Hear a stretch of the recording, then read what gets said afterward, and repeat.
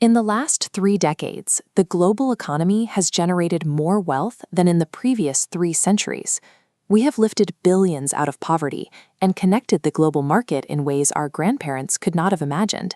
Yet, there is a persistent friction. You feel it in the 47 minutes quietly subtracted from your family time every single day. You see it when a flood zone suddenly appears in your neighborhood, or when your water bill climbs while the local watershed slowly dries out. Traditional capitalism promised that markets would discover price through visible information, and that capital would naturally flow from declining sectors to expanding ones. The invisible hand was meant to reward risk and drive a cycle of creative destruction.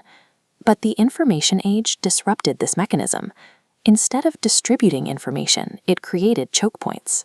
True costs became hidden and power centralized, allowing a small number of corporations to siphon value away from the broader market. This disconnection between wealth and well-being suggests we are operating within a system that has reached the limits of its extractive phase, leaving the original promise of a balanced market unfulfilled. To understand why the invisible hand stopped working, we have to look at the shape of the modern market. This is a choke point economy, where powerful corporations position themselves entirely between workers and customers to extract a disproportionate share of value. This diagram shows the literal geometry of that extraction. Think of an hourglass. At the top, you have millions of creators and workers. At the bottom, billions of users. But in the middle, controlling the flow of value, sits a narrow bottleneck of just 25 companies managing the digital substrate for nearly every nation on Earth. This concentration extends into the physical world. Taiwan Semiconductor acts as a physical bottleneck, serving as the sole source of advanced microchips for the entire global economy. The natural world is subjected to the same geometry. The Colorado River Basin is an ecological bottleneck, single-handedly providing the water necessary to sustain $1.4 trillion in agricultural production. These points of control are the intended outcomes of an economic system that now prioritizes concentration over actual competition. This animated chart shows what those choke points are hiding. The global economy is built like an inverted iceberg. At the visible tip is $348 trillion in sovereign debt, the financial expression of promises made against a future that is already fragmented. Look at the waterline and you find the first hidden cost, a $7 trillion annual fragmentation tax. This is the total price of defensive spending, money burned on corporate compliance, litigation, and crisis response that creates no actual value. Below the surface lies the foundation carrying all that weight, $590 trillion in recomposable capital. This consists of stranded energy, deferred maintenance, and the unrecorded labor of billions of families.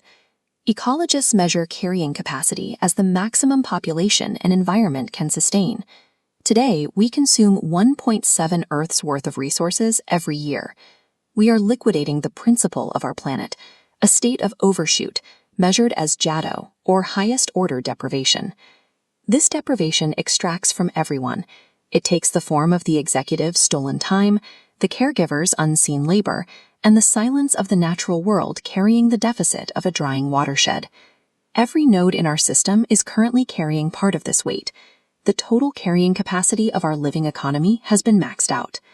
Many believe digital sovereignty can be achieved simply by moving data to local cloud providers or mandate localization within national borders.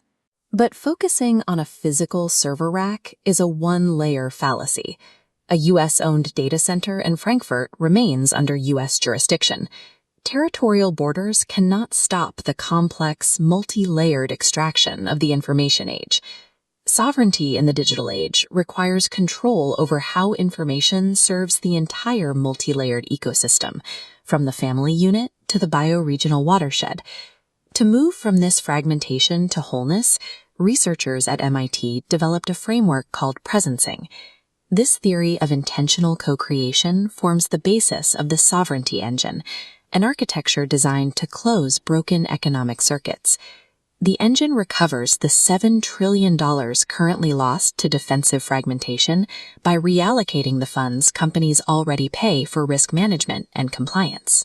By using a small stewardship fee to co-build stable, transparent infrastructure, The system redirects that wasted fragmentation tax into assets that protect and stabilize the entire supply chain. Fragmented systems inevitably collapse, causing the massive destruction of shareholder value seen in 2008 and during recent global crises. The sovereignty engine prevents these collapses by stabilizing markets on a foundation that reveals true costs before they become catastrophic. This creates a positive sum model.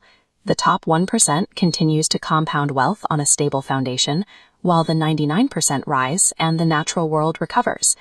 By accounting for the true carrying capacity of our world, we can finally close the economic loop. This architectural upgrade fulfills the original promise of a market that rewards risk, reveals value, and sustains life.